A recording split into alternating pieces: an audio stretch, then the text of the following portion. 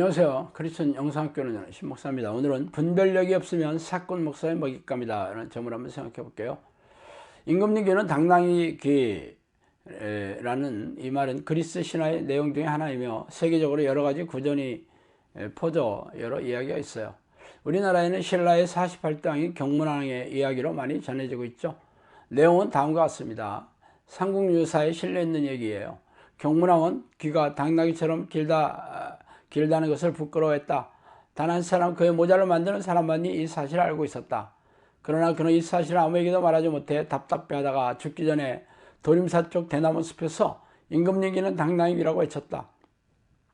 뒤에 이 소리는 바람을 타고 전국에 퍼졌다. 바람이 불 때마다 이런 소리가 들리자 경문왕은 대나무를 베어버리고 산수의 나무를 심도록 했는데 그 후로는 임금님기는 길다는 소리가 들리게 되었다고 한다.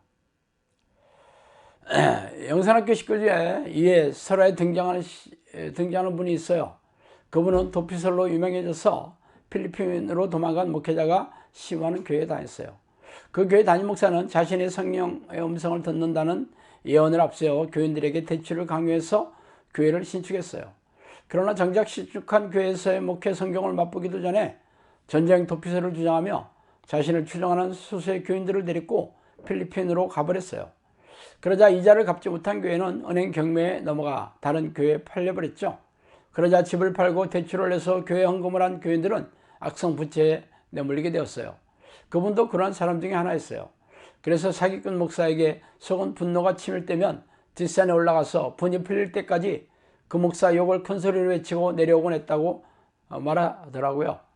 제가 오늘 이 얘기를 왜 꺼냈느냐면 영상학교를 찾아온 적지 않은 사람 중에 양들을 잡아먹는 교회에서 재산과 지갑을 탈탈 털려온 교인들이 적지 않기 때문이에요. 그래서 오늘은 그 얘기를 좀 하고 싶어요. 먼저 평생 모은 재산을 탈탈 털린 지인의 경우죠. 그 지인은 그동안 다닌 교회에서 전 재산을 털렸어요. 목사는 시도 때도 없이 11조를 하면 복을 받는데 그치지 않고 일천번제 기도회라는 이름을 붙인 기도 방식으로 1000일 동안 새벽 기도에 헌금 봉투를 가지고 와서 기도하면 축복을 받는다고 돈을 털어갔어요. 또한 장례를 세워지고 나서는 럭셔리한 호텔의 목회자 모임에 무작정 불러내어서 비싼 값값을 치르게 하거나 신형 고급 승용차로 바꿔달라는 등 목사의 탐욕은 끝이 없었죠. 그 지인의 사업이 내리막길로 내달아 11조를 드리지 못하니까 그 목사는 11조를 빌려줄 테니까 갚으라고 했던 말은 제 귀를 의심할 수밖에 없었어요. 그 담임 목사는 돈 많은 사업가를 장로로 시켜주고 재산이 바닥날 때까지 탈탈 털었죠. 그리고 여력이 없어지면 이를 내팽개치고 다른 돈 많은 집사를 장로로 세우고 또 등에다 빨대를 꽂아댔습니다. 그런데 더욱 기가 막힌 것은 그 담임 목사가 이름만 되면 날만한 대형 교단의 총회장까지 지냈다는 것이죠. 그래서 그 지인은 결국 악성부채로 내려앉아 반지하에 살며 교회를 떠나서 저를 찾아왔죠. 또 다른 지인은 예언을 한다는 목회자에게 속아 평생 모은 재산을 바치고 악성 부채에 빠진 상태로 저를 찾아왔어요. 그 목회자는 자신이 하나님과 무척 친밀하다는 근거로 예언을 수시로 했다고 합니다. 그 목회자가 이분을 만날 때는 자그마한 월세방에 살고 있었죠. 그러나 5년 만에 그는 최고급 승용차에 40평이 넘는 고급 빌라의 주인이 되었어요. 그러자 이 지인이 이 목사에게 대주는 재정적인 여력이 없어지자 대출까지 얻어 헌금을 하라고 닥달하여 이를 거부하자 믿음이 없어 하나님의 종의 명령을 순종하지 않는다는 이유를 들어 교회에 내쫓았다고 합니다.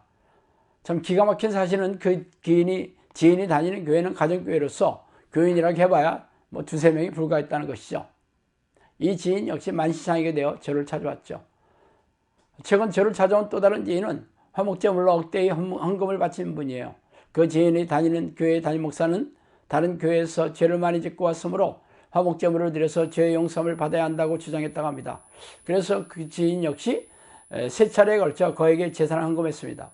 신약 시대에 들어서서 예수님이 십자가에 설리신 보혈의 희생으로 인해 소나 양을 제물로 드리는 구약의 제사법이 폐지되었잖아요. 그런데 제물을 빌미로 그에게 헌금을 요구한다는 게 말이 됩니까? 그러나 순진한 교인들은 목사들의 교묘한 가문 이설에 속아 재산을 헌립하고 있으니 기가 막히죠. 거짓 선지자를 삼가라. 양의 옷을 입고 너에게 나오나 속에는 누락질한 일이라. 그들의 열매로 그들을 알지니 가시나무에서 포도를 또는 엉겅퀴에서 무화과를 따겠느냐. 이와 같이 좋은 나무마다 아름다운 열매를 맺고 못된 나무가 나쁜 열매를 맺나니 좋은 나무가 나쁜 열매를 맺을 수 없고 못된 나무가 아름다운 열매를 맺을 수 없느니라. 아름다운 열매를 맺지 않은 나무마다 찍혀 불에 던져 짓느니라. 이러므로 그들의 열매로 그들을 알지니라. 마태복음 7장 15절에서 20절이죠. 제가 오늘 제 지인들의 억울하고 슬픈 과거사를 들추면서 사악한 목사들의 행각을 말씀드린 이유는 대형교단의 총회자 출신으로 중경교회 담임 목사이든지 예언 등의 성령의 은사나 신비한 능력을 앞세우는 능력의 종이라고 광고하는 목사든지 하나님과 하나님의 종과 사꾼 목사를 분별하는 능력이 없는 교인들은 거미줄에 걸린 곤충에 불과하다는 사실입니다. 거짓 선지자와 사꾼 목사들은 돈과 명예, 권력을 추구하며 목회 성공이 그들의 목적이죠.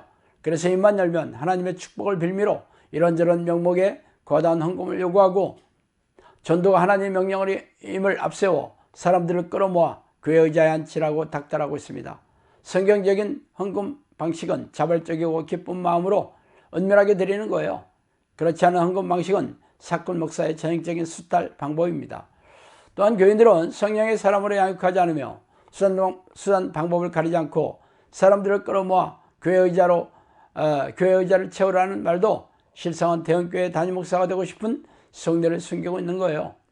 그러나 그들이 직책이 번듯한 교단의 신학교를 나온 목사이고 이런저런 성령의 은사나 영적 능력을 자랑하는 하나님의 종이라고 광고하는 데에 넘어가 지갑과 인생 물론 영혼까지 탈탈 털리는 것입니다. 분별은 성령의 은사 중에 하나예요. 그러므로 성령이 주시는 분별력이 없다면 이런 사건 목자에게 생명과 영혼을 사냥당하다가 지옥불에 던져지게 될 것입니다. 그러나 우리네 주변에 이런 사건 목자가 널려 있으며 대다수의 교인들이 분별력이 없어 이들의 교묘한 착취에 시달리고 있으니 안타깝기 짝이 없어요. 끝으로 성령께서 저에게 사건 목자에 대해 말씀드린 내용을 올려드리며 말씀을 끝낼게요. 종이 주인의 말을 듣는 것이 당연하나 어찌된 일인지 내 일은 마다하고 자신들이 하고 싶어하는 일만 골라서 하고 내 양들은 길거리에서 무차별하게 학대당하는 것도 모르고 자기들만 먹고 잔치하고 있다. 많은 종들이 살찐 양들만 찾아다닌다. 세상에는 타락한 종들이 많다. 오늘날의 교회는 상업적이다. 이렇게 말씀하셨어요. 자, 오늘 여기까지 하겠습니다. 감사합니다.